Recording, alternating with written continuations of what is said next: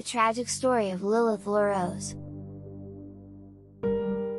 Part 1. The true mother to the son of Satan.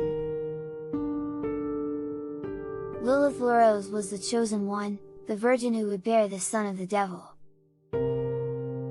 But before she could fulfill her destiny, she had to be prepared.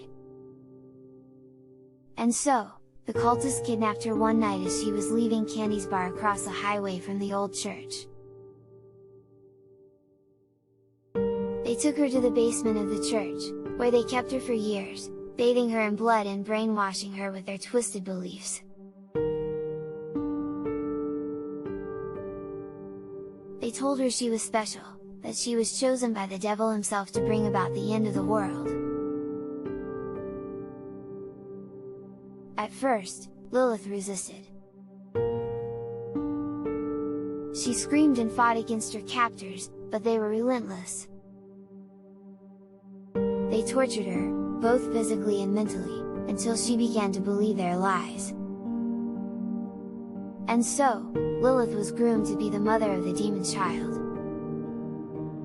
She was taught how to worship the devil, how to summon his power, and how to endure the pain that would come with carrying his child. The cultists took turns raping her, each one eager to be the one to impregnate her with the devil's seed. They cut her flesh and drank her blood, using her as a vessel for their dark desires. And yet, despite all of this, Lilith never lost hope. She held on to the memory of her family, of her father who had searched for her for years before finally giving up and passing away.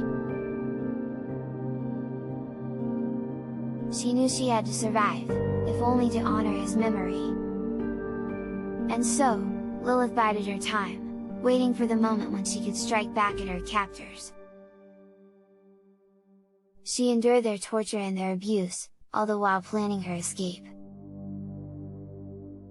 But as she lay in her cell, her belly swollen with the devil's child, she couldn't help but wonder what kind of monster she was bringing into the world. Would he be like his father, consumed by darkness and rage? Or would he be something else entirely?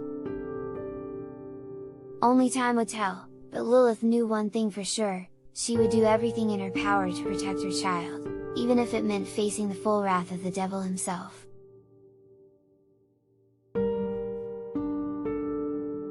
And as she drifted off to sleep, her body racked with pain, she prayed that her family would one day find out what had become of her, and that they would know she had never stopped fighting.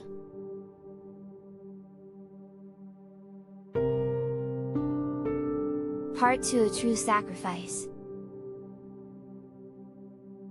The birth of the demon child was an event that shook the very foundations of the cult. The child was born with eyes that glowed like fire, and his skin was black as coal.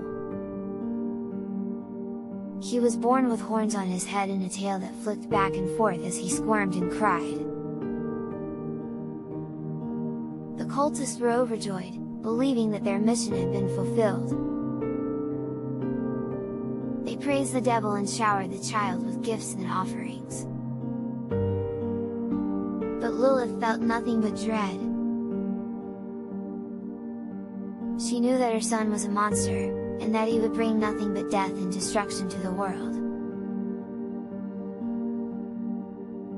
She begged the cultists to kill him, to spare the world from his wrath. But they only laughed and told her that the devil had plans for the child, plans that would bring about the end of the world. Lilith was trapped, forced to watch as her son grew stronger and more powerful with each passing day. She knew that she had to act, that she had to put an end to his life before it was too late. And so, she waited for the right moment, biding her time until the day when she could strike. And then, one night, as the child slept soundly in his cradle, Lilith snuck into the room. She carried a knife in her hand, her heart heavy with sorrow and regret. But she knew what she had to do, With the might of a lion and a heart of stone, Lilith raised the knife and plunged it into her son's chest. The child's eyes snapped open, his body writhing in pain as blood spilled onto the floor. Lilith cried out, her heart breaking as she watched her son die. But as she cradled his lifeless body in her arms, something strange happened. An angel appeared before her, his wings spread wide and his eyes filled with compassion. "Lilith," he said, his voice soft and gentle. "You have done what had to be done. You have saved the world from a great evil." Lilith wept, her body shaking with grief and relief. She had done what she had to do, but the cost had been immeasurable. And yet, as she looked at the angel, she knew that there was still hope. "Will the world ever be free from the darkness?" she asked. The angel smiled, his eyes full of hope. "With every act of courage and sacrifice, the light grows stronger. And one day, Lilith, the world will be free from the darkness. But until then, we must all do our part." And as Lilith held her son's lifeless body in her arms, she knew that she had done her part. She had sacrificed everything to save the world, and she had no regrets. It's a hell of a dark world.